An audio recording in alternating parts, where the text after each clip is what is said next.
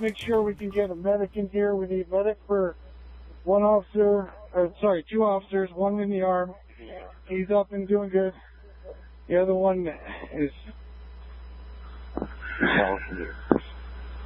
just sent you medic.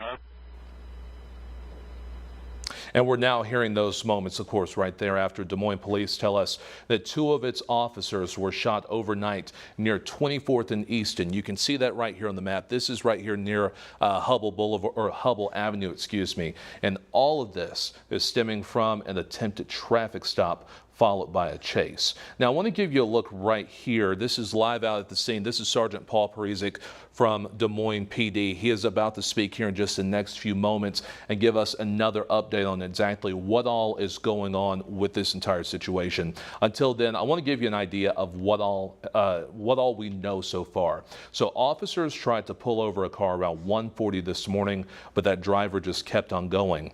The driver crashed that car near 24th and Easton, and then he started shooting at police, and officers shot back. Now, that suspect is dead, but DMPD tells us that both of the officers are expected to survive. Again, so actually that press conference is about to start right now. So let's go ahead and take that and hear what Sergeant Parizek has to say. Yep. Okay, yeah. We are ready. We're ready. All right. Yeah, can you just tell us the latest information right now? We've learned a lot more since we were out here early this morning, and what we know now is that the traffic stop was initiated for an equipment violation. Something simple would have been over pretty quickly, but it started about half a block away, and as the officers got out of their car and approached the suspect's vehicle, that's when he started to speed away. It lasted right around 20 seconds, maybe even a little less, before he turned the corner here and crashed his car. As the first officer pulled up, they got out of the car. He was rocking that car trying to get it to move. I don't think he might have understood exactly how disabled it was. They were giving him some pretty simple instructions to turn the car off, get out of the car. He didn't comply with any of that they offered. As this continued on, they told him, we're gonna deploy a taser if you don't stop, turn the car off and get out. He again ignored them, and they deployed the taser. As they went in to take him into custody, he began to violently struggle with them, and at one point was on the ground outside the car kicking up. That's when he pulled out the handgun and started firing. 2 of our officers were hit. There were a total of 4 Des Moines officers on the scene at that time, and 3 of them returned fire. Was he on the ground when he started shooting? How was his hands? How were they accessible? What was that kind of? Well, he wasn't in custody yet, so he wasn't handcuffed, so he wasn't able to. I mean, we weren't able to stop his hands. Does that make sense? You got it. Okay. Yeah. Was the handgun in his waistband? Or? It's still trying to figure out exactly where that came from. If he had it in a pocket or a waistband, we don't know. So was there any outstanding warrants or anything with the vehicle aside from the equipment violation? Not that we know right now. I mean, nothing came back on the plate. They're still doing their investigation again, and DCI is assisting us, so all those little details will come out, but right now nothing stands out.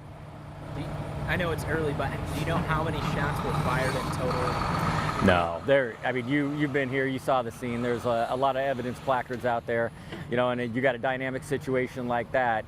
You're taking care of that threat, and you're going to keep shooting until that threat's taken care of.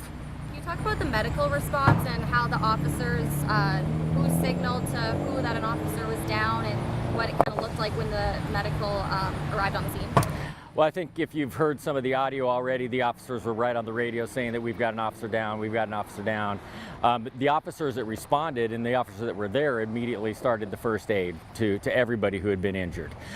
We're fortunate that right around the corner is the fire station, so those medics were able to get here pretty quickly, give that little more advanced care, and then get them on to the hospital so they can be taken care of there.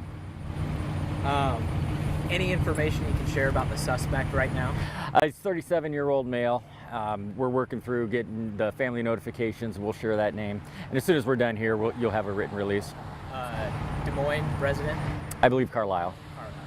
Where were the officers shot? Are you able to share that? Yeah, so one of the officers was hit in the arm, and the other one was struck in the head. So how are they? Have you talked to them? What are their spirits like? They're recovering right now. One of them's not able to talk to us. He's going to have some pretty extensive care ongoing right now.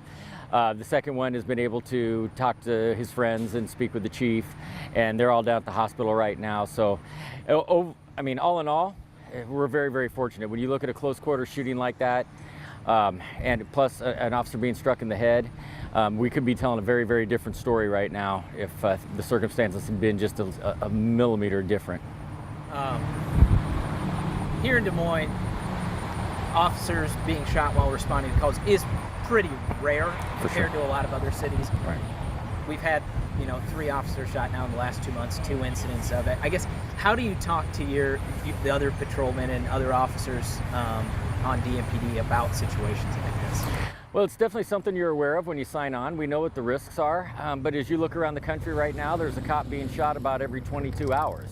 So, that's definitely something that we take note of. But probably the most important thing to see is that, roll call started at 6 o'clock this morning and everybody was there.